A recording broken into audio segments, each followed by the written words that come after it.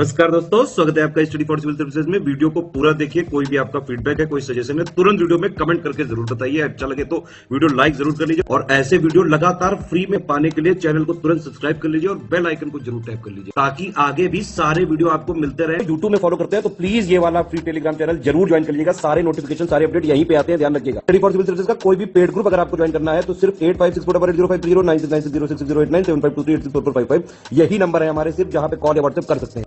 Instagram पे हमारा page जरूर फॉलो कर लीजिएगा, study for civil dot services है। ट्विटर पे हमको जरूर फॉलो कर लीजिएगा, @स्टडी फॉर सिविल्स है। Hello everyone, welcome you all to study for civil services.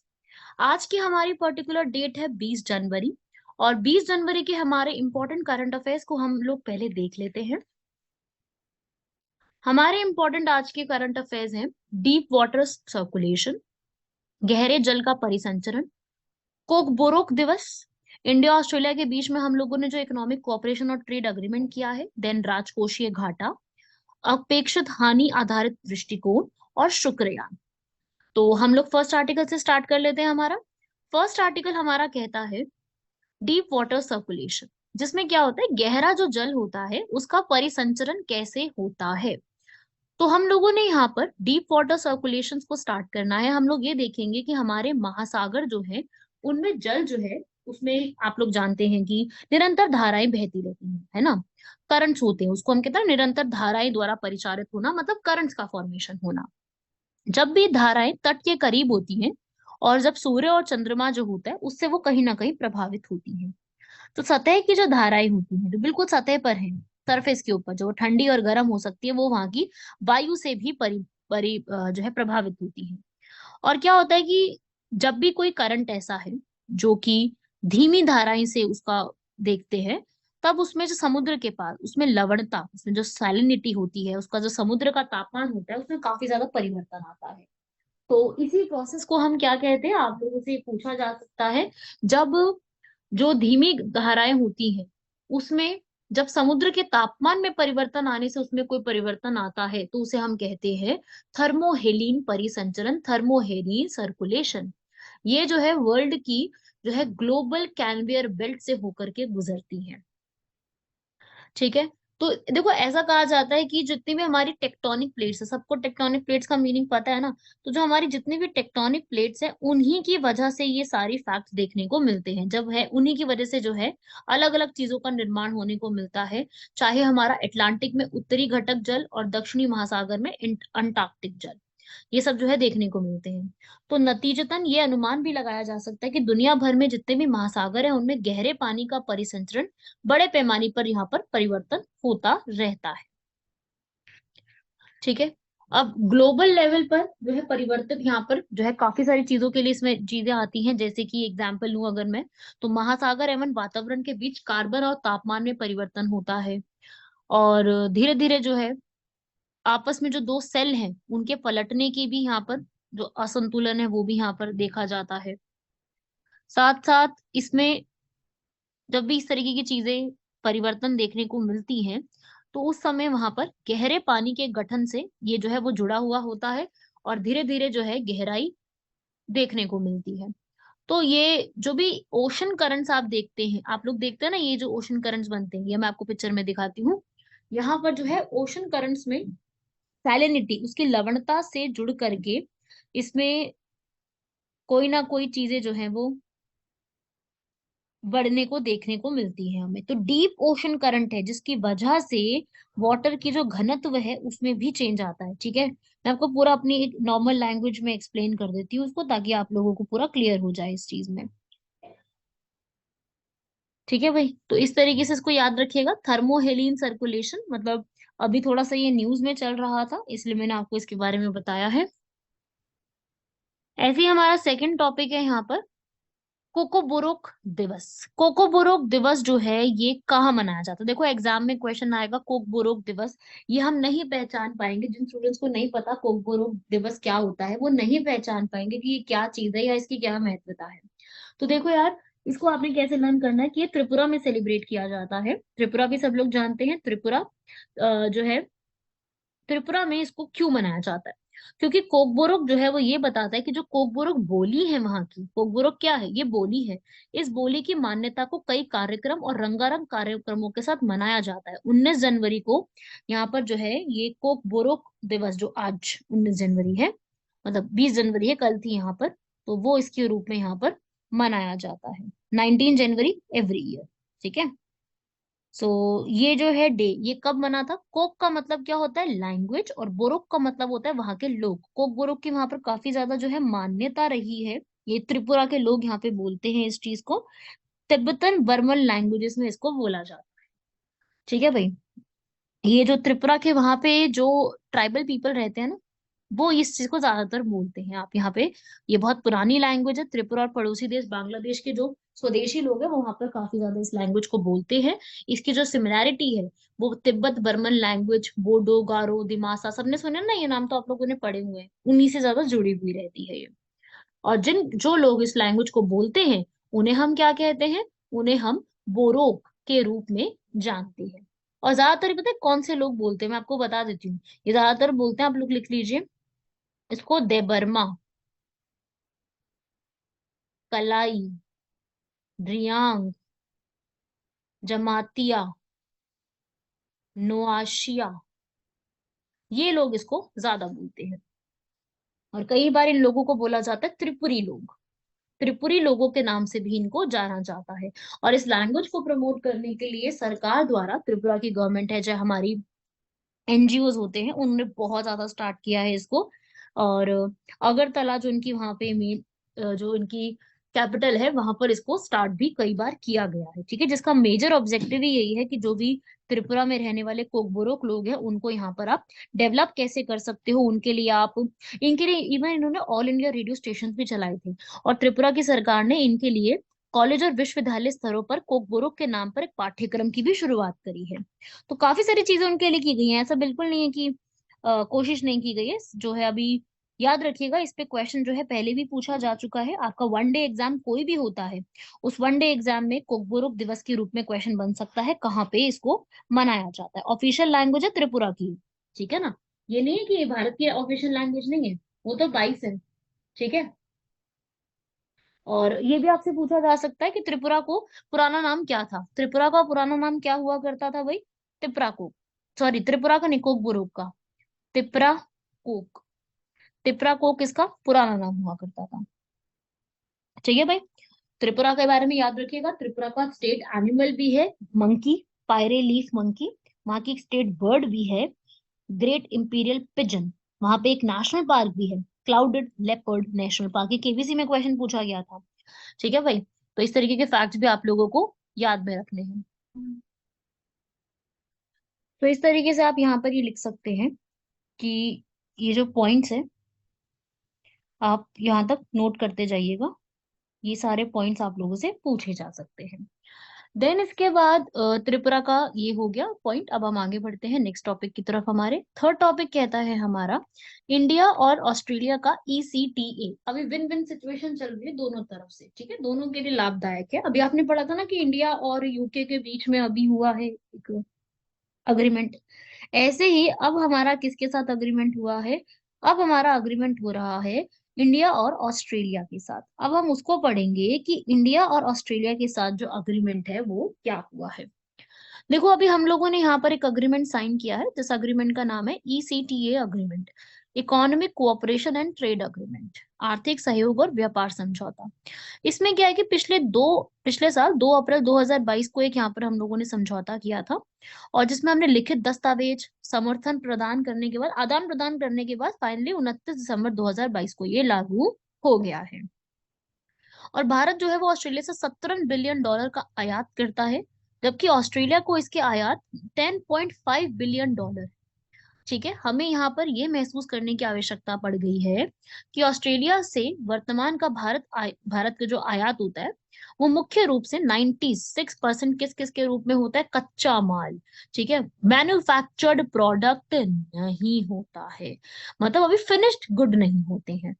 जबकि जो भारत, ऑस्ट्रेलिया को भारत का जो निर्यात होता है वो व्यापक आधारित है, वो फिनिश्ड गुड होते हैं। तो भारत भी ऑस्ट्रेलिया में छात्रों की शिक्षा पर लगभग $4 बिलियन जो है वो व्यय करने के लिए तैयार है, हुआ भी है।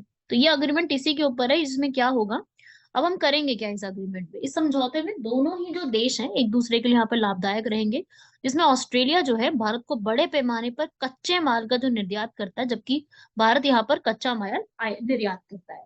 ठीक है, सॉरी, भारत जो है ऑस्ट्रेलिया को तैयार कच्चा माल निर्यात करता है। और वर्तमान में भारत जो है विश्व की पांचवी बड़ी अर्थव्यवस्था है और ऑस्ट्रेलिया 14वीं है। चूंकि दोनों देशों के बीच व्यापार बेहद पूरक रहता है, इसलिए समझौता दोनों ही पक्षों के लिए एक अच्छा अवसर होगा और दोनों के लिए लाभदायक है। ऐसा नहीं कि हमें होगा या ऑस्ट्रेलिया, दोनों को यहाँ पर सिचुएशन सही मिलेगी। और बहुत ज्यादा अभी ऐसा हम कह सकते हैं कि भारत को सस्ता कच्चा माल मिलेगा, जिससे ना केवल हमारा देश जो है विश्व स्तर पर आगे प्रतिस्पर्धा करने के लिए लायक होगा, बल्कि जो है किफायती कीमतों पर अधिक गुणवत्ता वाले सामान का आदान प्रदान करने के लिए भी लाभदायक होगा। ऑस्ट्रेलिया जो अभी बहुत ज्यादा रूप से आयात पर निर्भर है, इंपोर्ट के ऊपर निर्भर है, उसको बहुत ज्यादा लाभ प्राप्त होगा, जिसके पास शीघ्र ही भारत से बहुत अधिक माल जो है वो आना, परिशिष्ट माल जो है वो तैयार हो जाएगा यहाँ पर। सो इस समझौते से जो भारत है, आप जानते थे कि हम भारत जो है वो श्रम प्रधान देश है ना, जो भारत हमारा श्रम प्रधान जो देश है, उसमें यहाँ पर जो ऑस्ट्रेलिया है द्वारा 5% जो आयात है शुल्क के अधीन है, उनको लाभ होगा। और ये अग्रीमेंट जो है उसमें भारत के ऑस्ट्रेलिया को भारत के 96.4% निर्यात के लिए टैरिफ लाइनों के लिए शून्य शुल्क पर यहाँ पर तत्काल बाजार भी उपलब्ध करा दी जाएगी। ठीक है भाई, तो इस तरीके से जो है ये काफी इंपॉर्टेंट होगा, इसको आप देख सकते हैं पिक्चर में भी। तो ये काफी ज्यादा अब एंट्री में आ चुका है, बीच में आप देख सकते हैं हमारे भारत के जो है पीयूष गोयल वो यहाँ पर बैठे हुए हैं, जो इस पूरे अग्रीमेंट को यहाँ पर साइन करके पूरा जो है लागू करा है। और साथ ही साथ इस पूरे में जो वर्ष 2035 तक भारत और ऑस्ट्रेलिया के बीच का जो कुल द्विपक्षीय व्यापार है वो 45 से $50 बिलियन को पार करने की उम्मीद रखता है। राइट, तो ये है हमारा पूरा आर्टिकल। बढ़ते हैं हमारे नेक्स्ट फोर्थ आर्टिकल की तरफ। वो कहता है कि जो भारत में भी राजकोषीय घाटा हुआ है और गवर्नमेंट का जो बजट है उसके ऊपर। देखो यार, जो हमारा अभी वित्तीय हमारा जो भी चल रहा है उसमें ऐसा उम्मीद है कि काफी ज्यादा राजकोषीय घाटा जो है वो देखने की मिल रही है, उसमें संतुलन करने की जरूरत है। हमें उसको समेकन भी करना है और विकास भी करना है। कोविड महामारी आने की वजह से आपको पता है कि पूरी दुनिया जो है वो पूरी अर्थव्यवस्था में बदलाव आ गया है, और आगे उम्मीद की जा रही है कि जब ये महामारी धीरे धीरे थम जा रही है तो देशों की अर्थव्यवस्था में वृद्धि फिर से होगी, फिर से वृद्धि में उछाल आएगा। लेकिन इसी बीच दुनिया को रूस और यूक्रेन का युद्ध हो गया, इस बड़ी समस्या का सामना करना पड़ गया। तो इन संकटों की वजह से दुनिया में और प्लस भारत में भी बहुत, अब जो हमारी इकोनॉमी है उसमें बहुत उतार चढ़ाव आए हैं। Everybody is aware, I hope हर एक स्टूडेंट को यहाँ पर इसके बारे में डेफिनेटली पता ही होगा, सब लोग इसके बारे में जानते हैं कि ऐसा हुआ है। इवन जो हमारे यहाँ, अगर हम अनुमानित अनुमानित विकास दर की भी बात करें, तो चालू वित्त वर्ष में अभी जो है भारत की सकल जो घरेलू उत्पाद दर है वो यहाँ पर 8.75 अधिक होगी, और इसमें 3 वर्षों का लगभग 2.86 का औसत बनता है। गवर्नमेंट बजट के बारे में अगर मैं बात करूं तो उन अनुच्छेद 112 के अनुसार किसी विशेष वर्ष के केंद्रीय बजट को वार्षिक वित्तीय विवरण कहा जाता है ना, एनुअल फाइनेंशियल स्टेटमेंट 112 में कही जाती है। और ये जो बजट शब्द है वो मेंशन नहीं है कॉन्स्टिट्यूशन में, जिसमें क्या आता है, हमारा उस वित्तीय वर्ष में सरकार की अनुमानित प्राप्तियां और व्यय का पूरा विवरण किया होता है। और बजट में क्या क्या चीजें आती हैं, बजट में वहां का राजस्व, पूंजीगत प्राप्तियां, राजस्व बढ़ाने के तरीके, व्यय का अनुमान, अंतिम वित्तीय वर्ष की वास्तविक प्राप्तियां, व्यय का विवरण, और उसी प्रकार में घाटे और अधिशेष के कारण आने वाले वर्ष की आर्थिक और वित्तीय नीतियां सब लिखी होती है उसमें। बजट को प्रेजेंट करने के 6 स्टेप है।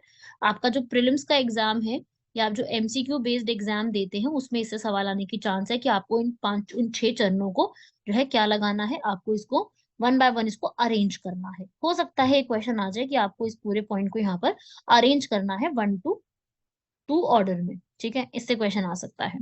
प्रेजेंटेशन होती है बजट की, डिस्कशन होती है, फिर उसके ऊपर डिपार्टमेंटल कमिटीज आती हैं, वोटिंग होती है, डिमांड ऑफ ग्रांट्स, पासिंग होती है, और पास होता है फिर फाइनेंस बिल। तो ऐसे करके यहाँ पर जो है वो आपसे इस पे क्वेश्चन बन सकता है। तो एक एक करके इस पे क्वेश्चन बन सकता है कि कौन कौन सा कहाँ कहाँ पे क्या होता है, ये सब सीधा जो है वो पूछा जा सकता है। तो इस पूरे को आप लोग नोट जरूर कर लीजिएगा, आ सकता है इस पे क्वेश्चन। कुछ टर्म्स यूज की जाती है जैसे प्राप्तियां। इसका मतलब होता है कि सरकार को धन कितना प्राप्त हुआ है, सरकार द्वारा कितना ऐसा धन है जो अर्जित किया गया है, जो कैसे आया, राज्यों के ऋण से आया है। राज्यों का ऋण लेना या राज्यों के रूप ऋण का चुकाने के रूप में जो धन प्राप्त हुआ है उसे कहते हैं ये वाला। ठीक है। और राजस्व जो बजट बजट होता है उसके अंदर व्यय और प्राप्तियां दोनों शामिल होती है कि हमारा व्यय कितना हो रहा है और हमें आया कितना है। प्राप्तियों का सरकार की परिसंपत्ति और देनदारियों पर प्रत्यक्ष प्रभाव कहीं नहीं पड़ता है। सरकार द्वारा जितना भी कर यहाँ पर कोई भी स्रोतों से जो पाया जाता है उसे आप धन अर्जित के रूप में शामिल करते हैं। प्लस जो हमारा राजस्व का व्यय होता है वो सरकार द्वारा किया जाने वाला ये वह व्यय होता है जिससे उसकी संपत्तियां या देनदारियों पर कोई प्रभाव नहीं पड़ता है।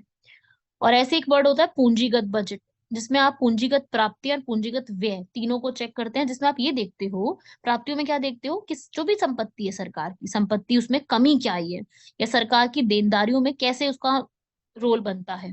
ठीक है, वो सब इसके अंदर लिखा होता है। पूंजीगत व्यय का भी इसी प्रकार से जो है वो उपयोग किया जाता है।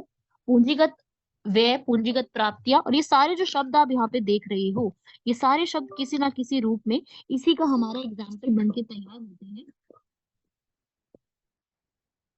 ठीक है भाई, नेक्स्ट बढ़ते हैं आगे। ऐसे ही इसमें और कुछ टर्म्स यूज की जाती है जैसे कि राजस्व घाटा, राजस्व राजकोषीय घाटा, ये भी कुछ टर्म्स यूज की जाती हैं।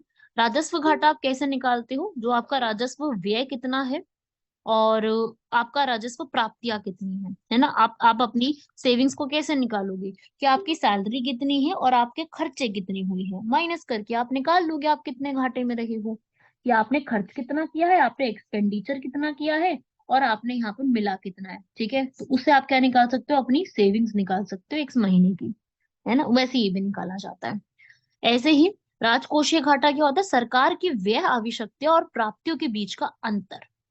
जो आपकी व्यय आवश्यकता है कि कितनी आपको एक्सपेंड करने की जरूरत है और आपको कितना प्राप्त हुआ है, उसके बीच के अंतर को यहाँ पे निकाल लो। ठीक है ना। फिर आता है प्राथमिक घाटा, जिसमें आप राजकोषीय घाटे से जो है माइनस करके आप भुगतान को हटाकर प्राप्त जितना किया जाता है वो निकालते हो। प्रभावी राजस्व घाटा क्या होता है, जिसमें राजस्व घाटा में से आप माइनस करते हो पूंजीगत संपत्ति के निर्माण की चीजों को। तो ये आपका यूज किया जाता है इसके अंदर। इस एक टर्म को भी याद रखिएगा। मैं ये नहीं कह रही बहुत ज्यादा इंपॉर्टेंट है, पर हाँ मैं उम्मीद करती हूँ कि अगर आप इस टर्म को याद रखेंगे तो इम्पोर्टेंट आपके लिए बन सकता है। Right everyone. नेक्स्ट आर्टिकल है हमारा कि एक्सपेक्टेड जो लॉस बेस्ड सर्च हुई है, अपेक्षित हानि आधारित दृष्टिकोण। देखो अभी हाल ही में रिजर्व बैंक ऑफ इंडिया ने पिछले कुछ समय में हो चुकी जितनी भी हानि हुई है यहाँ पर, उसके दृष्टिकोण के बजाय भारत में बैंकों द्वारा जो प्रावधान है उसमें अपेक्षित हानि आधारित दृष्टिकोण अपनाने के लिए एक रूपरेखा जारी करी है। क्या है ये, और आरबीआई ने यहाँ पर भी प्रस्तावित प्रावधान क्या दिए, पहले आप उनको समझेंगे। यहाँ पर वर्तमान प्राधिकरण के तहत बैंकों को जो अपनी गैर निष्पादित परिसंपत्ति होती है उसके लिए एक निर्धारित परिशुद्ध अलग रखना पड़ता है या उसके समतुल्य धन उपलब्ध कराना अनिवार्य होता है। गैर निष्पादित संपत्ति जो है का वह प्रतिशत जिसे आप संरक्षित करके रखते हैं उसको हम क्या कहते हैं, प्रावधानीकरण कवरेज, जो आप एक्स्ट्रा अमाउंट बना के रखते हैं अदर सिक्योरिटी के अमाउंट में। और ये जो है यहाँ पर वो कितना होना चाहिए, ये जो है अभी परिसंपत्तियां जो है हमारी, ये सकल गैर घरेलू उत्पाद का एक रेशो होना चाहिए, जिससे ये पता चलता है कि संबंधित बैंक ने यहाँ पर ऋण हानियों हानियों की क्षतिपूर्ति के उद्देश्य से कितनी धनराशि अलग रखी हुई है। अगर कभी भी जो है इस तरीके से क्षतिपूर्ति हो जाती है तो आप उसके लिए कैसे अलग से अमाउंट यहाँ पे रखते हो। तो हानियों के लिए ही यहाँ पर ये चीज बताई है, जिसको यहाँ पर इन्होंने जो है एक हानियों के लिए एक अप्रोच यहाँ पर फॉलो करी है, जिसका नाम है प्रतिपूर्ति आधारित अप्रोच, इनकर्ड अप्रोच। इस दृष्टिकोण के तहत बैंकों के लिए जितनी भी हानियां हुई हैं उसमें अपने लाभ में से आवश्यक धन को सुरक्षित रखना अनिवार्य होता है। बैंक के लिए अनिवार्य होता है कि वो बकाया ऋण को गैर निष्पादित परिसंपत्तियों में वर्गीकृत करे और इसके पश्चात इनकी वसूली में विफलता की स्थिति में संबंधित बैंकों के लिए उचित प्रावधानीकरण कार्यान्वित करना भी अनिवार्य है। और इसी में यहाँ पर बैंकों के लिए अनिवार्य होता है कि सुरक्षित ऋणों के मामले में 15% की दर से असुरक्षित ऋणों के लिए 25% की दर का प्रावधान यहाँ पे रखना इनके लिए कंपलसरी होता है। राइट। तो यही है इसके अंदर, बैंकों में जो है वो ऋण हानि प्रावधान करने में काफी देरी हो जाती है, जिसके सामने बैंक के पास ये जो है उनकी विफलता का जोखिम बढ़ जाता है और अधिक जोखिम होता है तो अधिक विलंबता होती है। और ऋण का घाटा होता है उसको पहचानने में अनावश्यक विलंब भी जो है सरकार द्वारा किया जाता है, बैंकों द्वारा किया जाता है। ठीक है।